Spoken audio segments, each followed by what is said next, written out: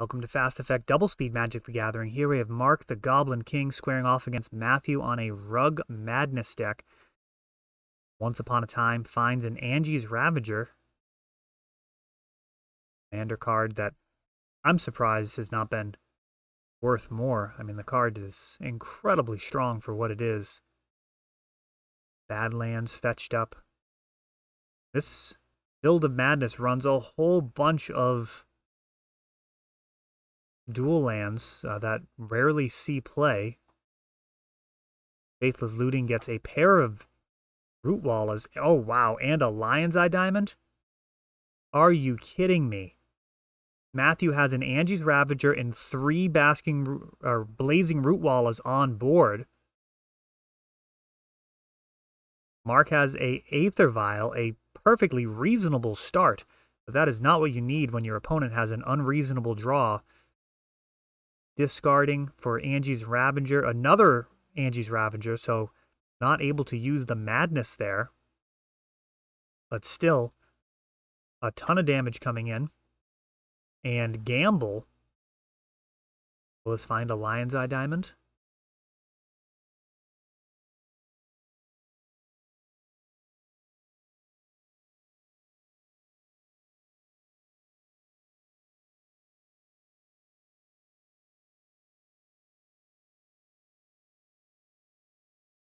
We actually don't get to find out what the card is, but we may be able to tell from having seen Matthew's hand.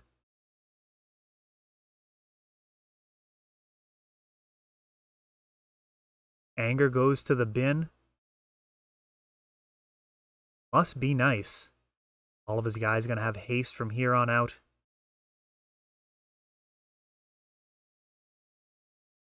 That Angie's Ravager, just a huge threat.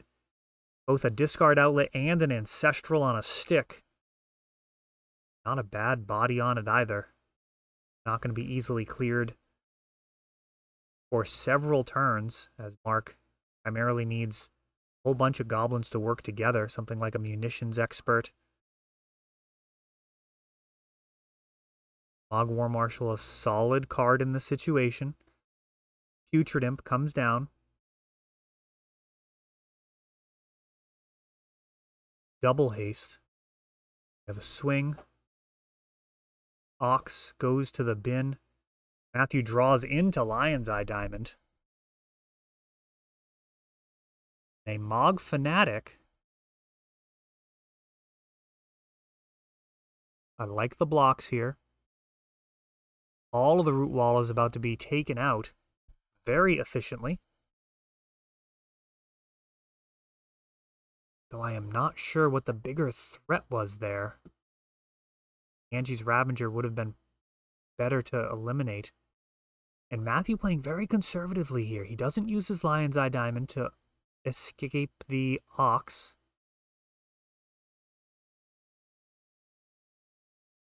Escape. Not even sure where that's from.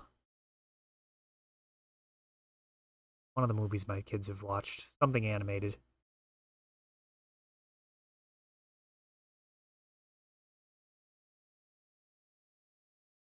A lonely goblin right now facing down.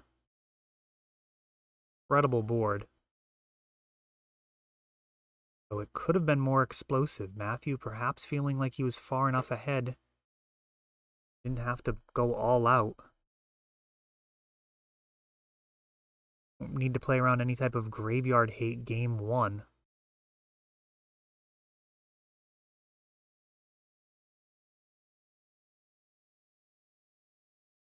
Badlands for Mark on a black-red build. I believe we may see some food chain builds in the future. I believe Mark has sleeved that up recently.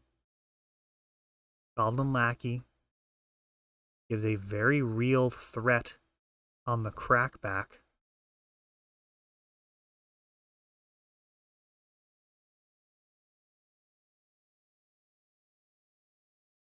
Burden Catacombs, Lion's Eye Diamond, Ox, escaping. You know, the really dangerous thing about the Ox continues to be a threat, even if he's blocked and killed. I mean, this deck can just fill the graveyard and allow for continual escaping, and every time just generating more and more of an advantage. Matthew fetching after drawing.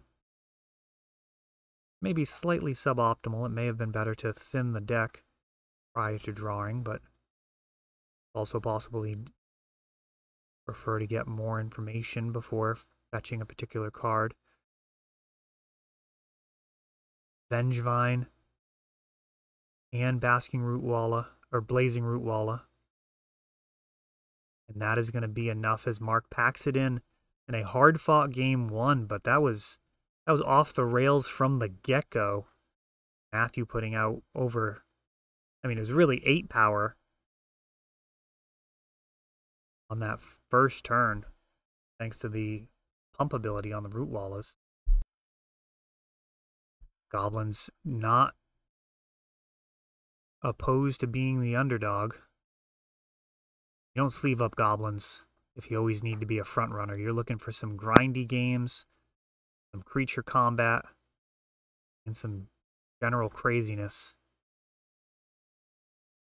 Seen some wild games with Goblins on the channel. Leyline of the Void, looking to stop Madness from getting too wild.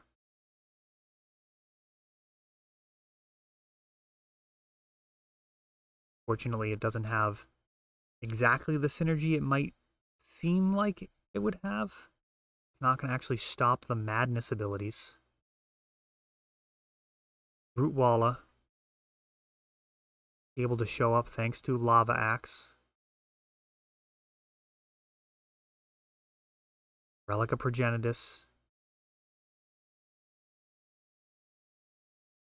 It's Basking Rootwalla.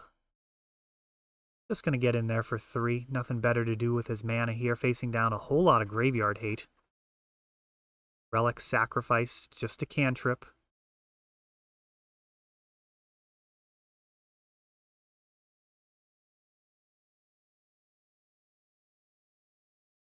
Goblin Piledriver.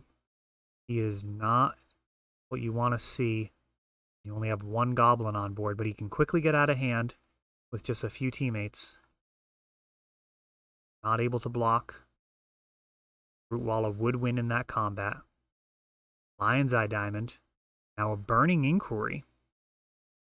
Each player going to draw 3 and then discard 3.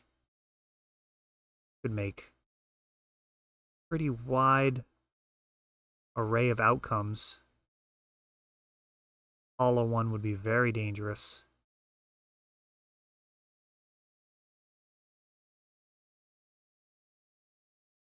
So Mark left with 2 cards in hand.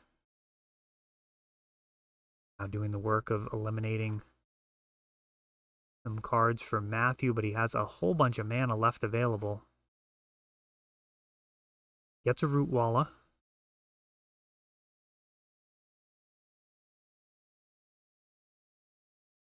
And this is looking a lot like Onslaught constructed Odyssey into Onslaught. You had Blue-Green Madness versus Goblins was a marquee matchup. Just need a wild mongrel in here. I actually played a Blue-Green Madness deck with a couple copies of Upheaval in it. It was very strong. Do back-to-back vintage and then standard tournaments back then. Typically win both of them.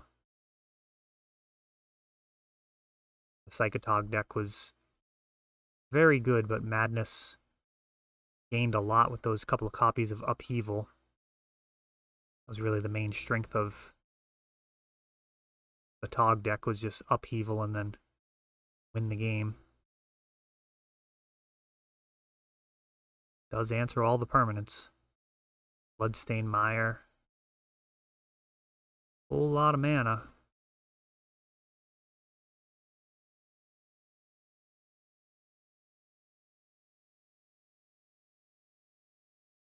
Mark not likely to be blocking here. I don't believe we're at chump block territory with the Matron. So 7 damage comes in.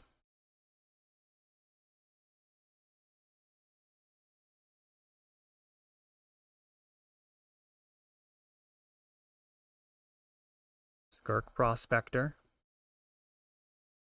Oh, and jamming a Muxus. Sling-Gang Lieutenant. And a Ringleader. This really turned around rather quickly. Ringleader finds another Ringleader in 2 Goblin Lackeys. That is a huge turn of events.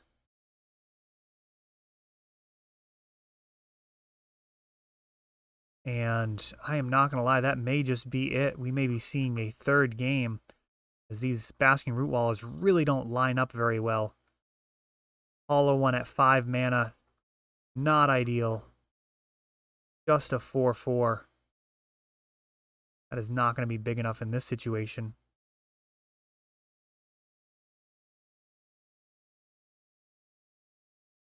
Not actually a fan of that sequencing there.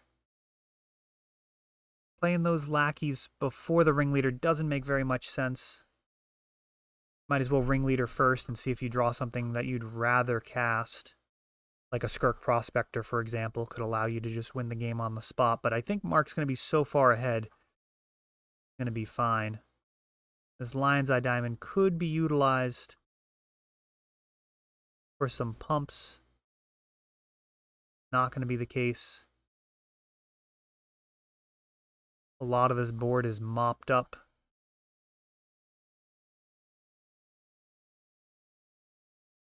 We are on to the 3rd one, as Matthew has no ability to get back into that game. Took some Goblins down with him, but we're on to the 3rd one. Matthew will have the play. Tracking a fetch. Or Badlands.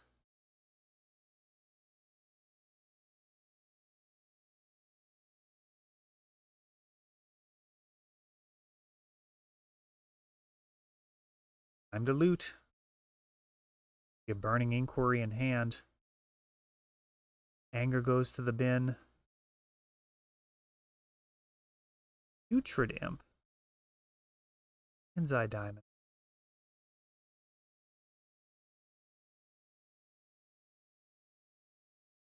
Everything turning sideways. Another explosive start. Hollow one. Off the top from Angie's Ravager, and that is just an incredibly explosive opening. Madness deck is the real deal, representing so much. I mean, that's like Tinker for Darksteel Colossus territory. Burning Inquiry. Player going to draw 3 and then discard 3. This is going to favor Matthew quite a bit.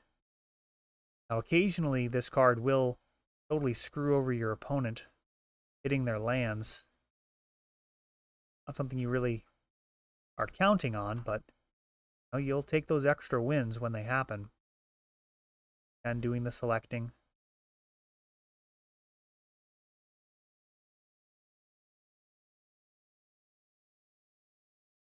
Matthew left with 2 cards. We see a Rootwalla going into the bin. That is creature number 1.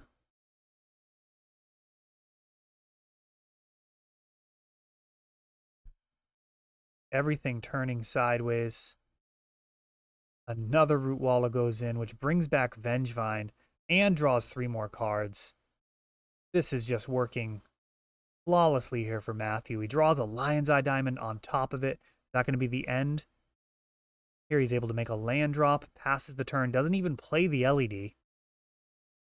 Relic of Progenitus really wouldn't have stopped very much of this.